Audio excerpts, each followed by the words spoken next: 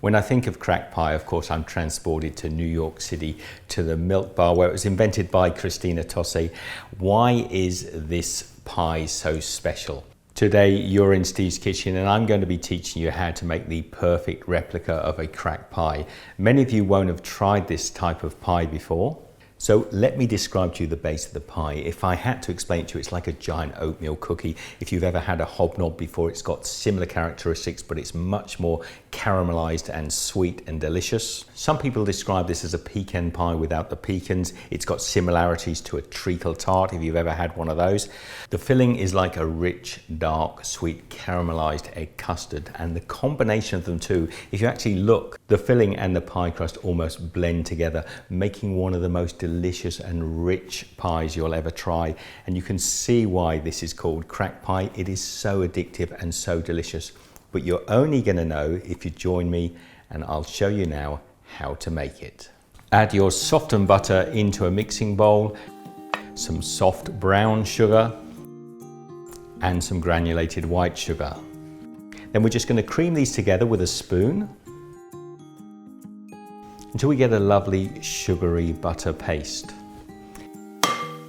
Add into that one egg and then beat that together until you get a smooth batter.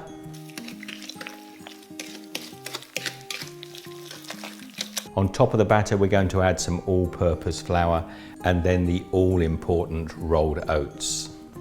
Next, some baking soda and then 1/8 teaspoon of baking powder. A little pinch of salt for seasoning, and then we'll mix this together until we get a lovely cookie batter. Spoon the batter out onto a lined baking sheet and just shape it out to the size of a large cookie. We then want to bake that cookie for about 13 or 14 minutes at 175 degrees Celsius, 350 Fahrenheit. When the cookie's ready, take it out the oven, let it cool down, and then we're going to break this up into a loose crumb. Add some compacted brown sugar, a little salt, and some melted butter, and then we're just going to give this a mix through. I have a 9-inch fluted pie tin here. I'm just going to put the crumb into the tin, then I'm going to push it up against the side to form the edge of my crust. And the last of the pie crust we're just going to put in the center and push it down to get it nice and firm. There you have the base of the pie. Is that rich enough for you? Now I'm going to get on and make this delicious pie filling. Take some granulated sugar, some soft brown sugar, a couple of tablespoons of milk powder, and a little bit of salt for seasoning. Flavor this with some vanilla extract and pour over the top melted butter. I just want to mix that together until I've got a loose batter, and then we're going to add 4 egg yolks. And using a whisk, we're just going to whisk this up until we get a nice smooth batter. Lastly, we're going to add 1/3 cup of rich, thick whipping cream. And again, I'm just going to whisk this up until it's lovely and smooth.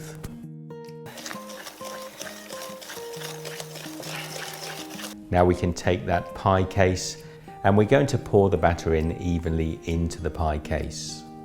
Pop the whole pie into the oven. We're going to bake this again at 175 degrees Celsius, 350 Fahrenheit, but this time for about 50 minutes until we get a lovely golden brown top to the pie. When your cracked pie comes out of the oven, ideally you want to cool it right down, chill it even, and then we're going to dust it over with some powdered sugar. This pie serves really well with fresh cream or ice cream if you prefer. Now, just before we give this pie a try, whenever I do a recipe that requires egg yolks, I keep those egg whites. And in the next episode of Steve's Kitchen, we are going to make the most delicious dessert with those egg whites. So keep them and join me in the next episode. Let's get on and try this pie.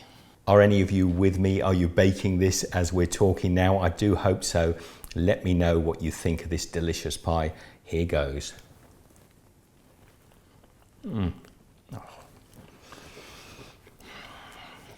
Oh my. That's why it's called cracked pie. This is so delicious. I'm going to devour this. Am I sharing it with friends and family? You bet I'm not.